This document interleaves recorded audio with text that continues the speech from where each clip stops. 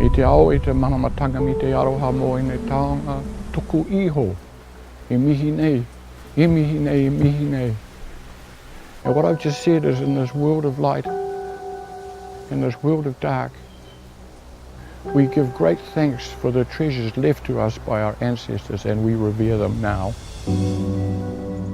This is a special place. We are on the edge of the world. We face out onto the Southern Ocean. Next stop, Antarctica. My ancestors, the Māori, revered the forest. They had names for everything. Every type of tree, type of plant had an ancestral story to it. At the time when my ancestors were in this area, they were in very small groups who moved around the coast and into the forest to harvest material for their survival. Before anything was removed from the forest, prayers were said.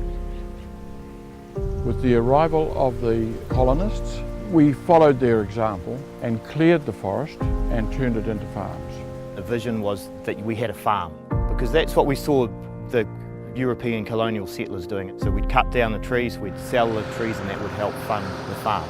In the past, when we cut these trees down, we had no choice. We needed the income to come from the forest.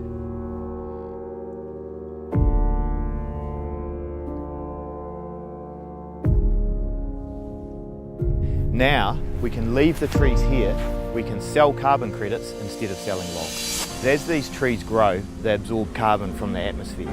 This project is a pioneering project, and for me it's been a massive education into global warming, the importance of keeping the carbon into the forest. My late mother used to say to me, I will never get anything out of our ownership in this forest resource, but you will.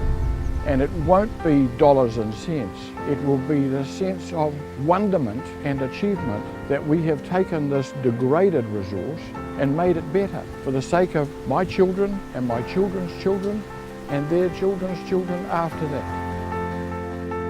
It's pretty amazing really. I think our tupuna or our ancestors would just think it's amazing that we're actually making an income, allowing our forest to grow and preserving and looking after our forest through people that are flying in airplanes across the world.